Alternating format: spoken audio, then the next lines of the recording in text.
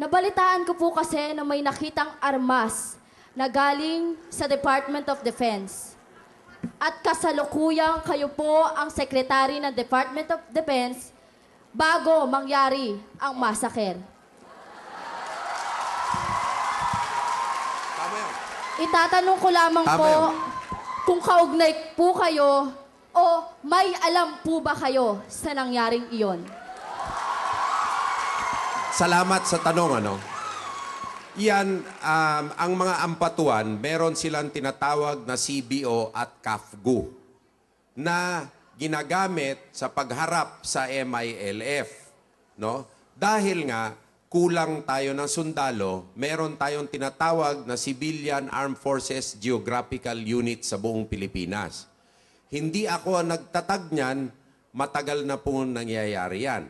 Kaya ang katanungan na yan ay dapat itanong hindi lang sa akin, kung hindi sa mga nauna sa akin. Dahil ang 1,000 na armas, hindi mo makakalap sa 2 taon yan. Matagal na proseso yan. At ang mga CAFGU dapat sa ilalim ng supervision ng armed forces. No? Yan ay kinikilala. Yan ay nasa batas, nasa budget.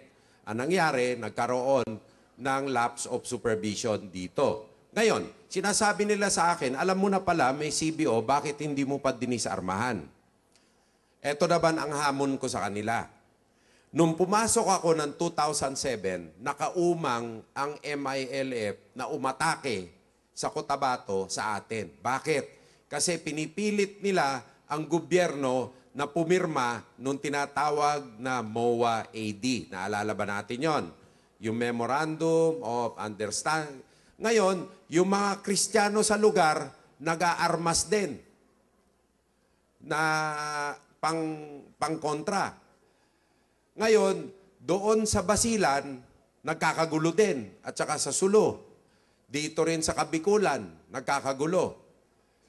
Ang sinasabi ko ng matagal, masyadong konti ang ating sundalo. Kailangan nililipat natin from place to place. Hindi sila pwede manatili sa isang lugar. Kung didisarmahan ko ang puwersa na siguro estimate mo 400, kailangan ko ng 4,000 at least na sundalo at karagdagang pulis para gawin. Saan ko huhugutin naman yon? Huhugutin ko ba sa Basilan? Tapos hahayaan kong kumidnap na lang sa Zamboanga ang mga Abu Sayyaf doon? Huhugutin ba natin sa Compostela Valley kung saan binobomba ng mga NPA ang mga truck ng sundalo at sila'y pinapabayaan na lang nung panahon na yon? So, kung dinisarmahan natin, nagkagulo na ng husto. So, ang question ko, marami nang dumaan na mga panahon, dapat siyasatin ang participation ng isa't isa. Ngayon, walang marka ng DND ang anumang baril doon. Sa lahat ng baril na nakuha, 34 ang nai-trace sa armed forces at yan iniimbestigahan. Ang may marka na DND doon ay 10% ng mga bala na nakuha. Sa kadahilanan, lahat ng bala na gawa ng gobyerno ay gawa ng DND sa government arsenal. At ang DND hindi nagdi-distribute ng bala.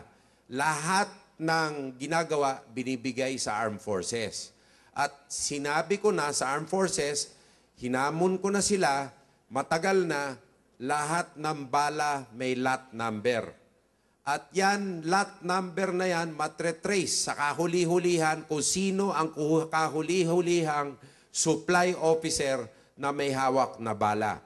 Kaya napakadaling alamin yan, hindi na kailangan umabot ng ganitong katagal para alamin yan, para sa ganon, malaman natin kung sino talaga responsable. At kung sino responsable,